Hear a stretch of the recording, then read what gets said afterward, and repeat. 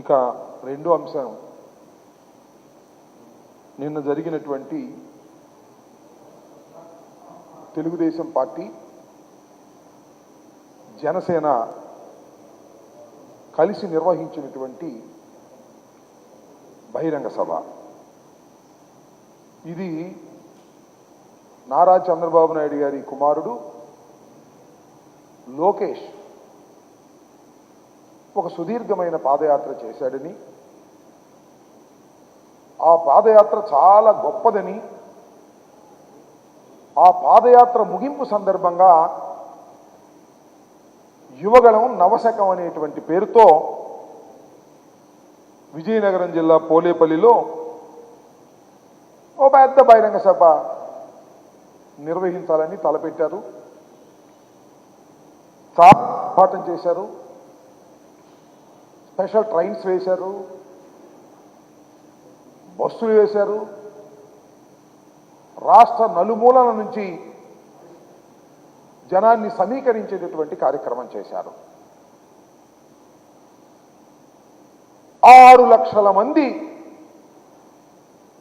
కార్యకర్తలు అక్కడికి వస్తారని,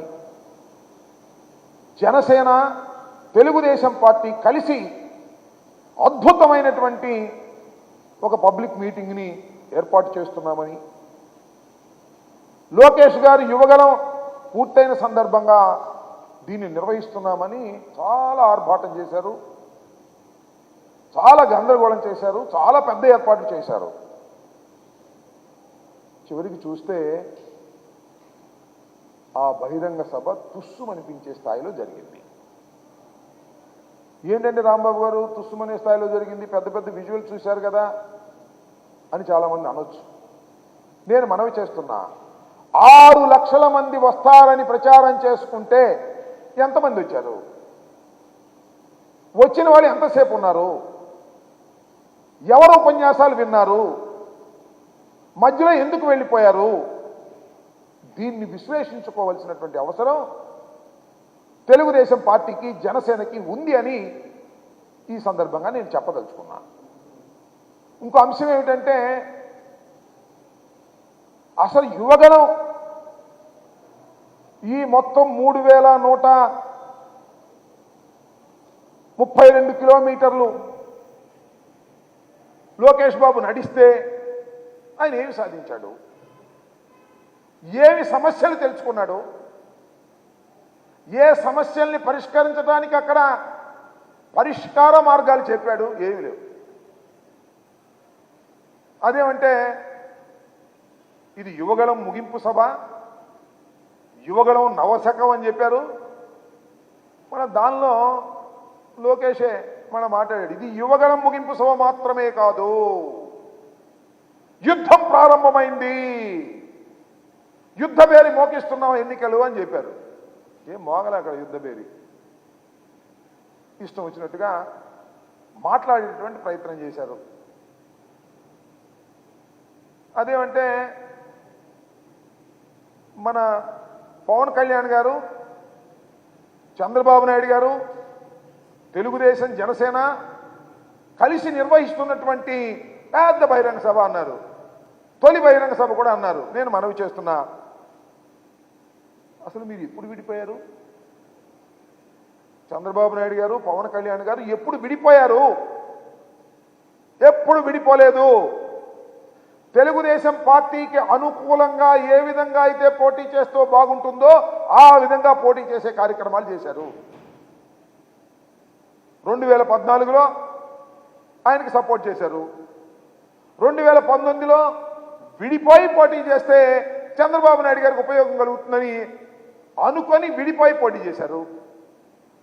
ఇవాళ ఓట్లు చీలకోకుండా ఉండేందుకు కలిసి పోటీ చేస్తారట, జగన్మోహన్ రెడ్డి గారిని ఓడిస్తారట. ఇది తప్ప ప్రజా సమస్యల గురించి మీరు అక్కడ మాట్లాడారా అని నేను అడుగుతా ఉన్నా. నేను ఒక విషయాన్ని ఈ సందర్భంగా ఆంధ్ర రాష్ట్ర ప్రజానీకానికి గుర్తు చేస్తున్నా. 2019 ఎన్నికలు అయిపోయిన తర్వాత, జగన్మోహన్ రెడ్డి గారు ముఖ్యమంత్రి అయిన తర్వాత ఆ రోజు నుంచి ఈ రోజు వరకు మేము ఏమి చెబుతున్నామో ఒకసారి ఆలోచించమని మనం చేస్తున్నాం. చంద్రబాబు పవన్ కళ్యాణ్ కలిసే వస్తారు అని చెప్తున్నాం, కలిసే ఎన్నికల్లో పోటీ చేయబోతున్నారు అని చెప్తున్నాం. మేము కొత్తగా చెప్పినటువంటి అంశం కాదు ఇది. అక్కడ కొత్తగా ఆవిష్కరించబడినటువంటి విషయం కూడా అక్కడ కాదని మనం చేస్తున్నాం. ఇవాళ అందరూ పోలేపల్లిలో కలిశాం, అద్భుతంగా కలిశాం, మేం కలిస్తే ఉమ్మడి ప్రభుత్వం వస్తుంది అనేటువంటి మాట మాట్లాడి వారి క్యాడర్ని నమ్మించడానికి ప్రయత్నం చేస్తున్నారు తప్ప ఏమీ కాదు అని మనం చేస్తున్నాం. అసలు నేను అడుగుతా ఉన్నా, మీరు కలిసే ఇంతకు ముందు పోటీ చేశారు. చంద్రబాబు నాయుడు గారు మీరు కలిసిన తర్వాతే అధికారంలోకి వచ్చాడు. చంద్రబాబు నాయుడు గారితోనే అంటగాగారు, చంద్రబాబు నాయుడు గారితోనే పరిపాలన చేయించారు. ఒకసారి నారా చంద్రబాబు నాయుడు గారు లోకేష్ గారు కలిసి పోటీ చేసి, లోకేష్ గారు కాదు పవన్ కళ్యాణ్ గారు కలిసి పోటీ చేసి అధికారంలోకి వచ్చిన తర్వాత 5 సంవత్సరాల్లో మీరు ఏమి చేయగలిగారని అడుగుతా ఉన్నా. 5 సంవత్సరాలు అడ్డగోలుగా పరిపాలన చేశారు. పవన్ కళ్యాణ్ గారు సపోర్ట్ చేసినటువంటి తెలుగుదేశం పార్టీ అధికారంలోకి వస్తే 2014 నుంచి 2019 వరకు మీరు అతి దౌర్భాగ్యమైన పరిపాలన చేశారు. దానికి పవన్ కళ్యాణ్ గారు మీరు బాధ్యులు కాదా అని అడుగుతా ఉన్నా. ఆ రోజున చివరిలో ఏమన్నారు, నాకు చాలా ఆశ్చర్యం వేసింది. అసలు పవన్ కళ్యాణ్ గారు ఏం మాట్లాడతాడో విందామని అనుకున్నాను నేను. పవన్ కళ్యాణ్ గారు అధికారంలోకి వచ్చిన తర్వాత చంద్రబాబు నాయుడు 4 సంవత్సరాలు 5 సంవత్సరాలు పరిపాలన చేసిన తర్వాత చివరిలో పవన్ కళ్యాణ్ గారు చంద్రబాబు గారిని దూషించని విధంగా దూషించాడు, దూషించకూడని విధంగా కూడా. చివరికి లోకేష్ బాబును కూడా డైరెక్ట్గా విమర్శించాడు. ఏమని, నా తల్లిని దూషించావు నువ్వు, నీ సంగతి తేలుస్తాను, మర్చిపోను అన్నావు. నువ్వు మర్చిపోయావు. ఇప్పుడు ఇంకో మాట ఏమన్నాడు, పంచాయతీ ఎన్నికల్లో పోటీ చేసి గెలవనటువంటి లోకేష్ పంచాయతీరాజ్ మంత్రి అయ్యాడు, ఏమిటి కర్మ అన్నాడు. అన్నావు కదా, మళ్ళీ ఏం మాట్లాడతాడో చూసా నేను. ఆయన చేసింది పాదయాత్ర జగన్మోహన్ రెడ్డి గారి పాదయాత్ర లాంటిది కాదంట, ముద్దులు పెట్టుకునే పాదయాత్ర కాదంట. జగన్మోహన్ రెడ్డి గారు వస్తే ముసలి వారిని ఆప్యాయంగా పలకరించి గుండెలకు హత్తుకొని ఆయన ముద్దు పెడితే దాన్ని అపహాస్యం చేసే విధంగా మాట్లాడారు మీరు. పాదయాత్ర తర్వాత జగన్మోహన్ రెడ్డి గారు ఈ రాష్ట్రంలో ముఖ్యమంత్రి అయ్యారు. ఆ పాదయాత్రకి ఈ పాదయాత్రకి పోలిక ఎక్కడుందని నేను అడుగుతా ఉన్నా. అది గొప్ప పాదయాత్రని పోల్చేటటువంటి ప్రయత్నం పవన్ కళ్యాణ్ గారు చేశారు. పాపం దురదృష్టం. నేను ఇంకో మాట కూడా చెప్తున్నా. పవన్ కళ్యాణ్ గారు ఏమన్నారంటే, పొత్తు, నేను ఆల్రెడీ బీజేపీతో పొత్తులో ఉన్నాను, గుర్తుందనమాట, సంతోషం, ఆల్రెడీ పొత్తులో ఉన్నాను, నేను తెలుగుదేశంతో పొత్తులోకి వెళ్ళాను, మా ఇద్దరి పొత్తుని ఆశీర్వదించమని మేము అమిత్ షా గారిని అడిగాము అన్నారు. ఏమి లాజిక్ అయ్యేది నాకు అర్థం కాల, ఏమి అన్యాయం అయ్యా నాకు ఇది అర్థం కాల, ఏమి నైతికత అయ్యా పవన్ కళ్యాణ్ గారు నాకు అర్థం కాల. అర్థమైతే మీరైనా చెప్పండి. భారతీయ జనతా పార్టీ పొత్తులో ఉన్నాడు, భారతీయ జనతా పార్టీ పొత్తులో ఉండి తెలంగాణలో పోటీ చేసి తుక్కుతుక్కుగా ఓడిపోయాడు. ఇవాళ ఏమంటా అంటే, నేను తెలుగుదేశంలో పొత్తులో పెట్టుకున్నాను, మీరు ఆశీర్వదించమంటున్నాడు.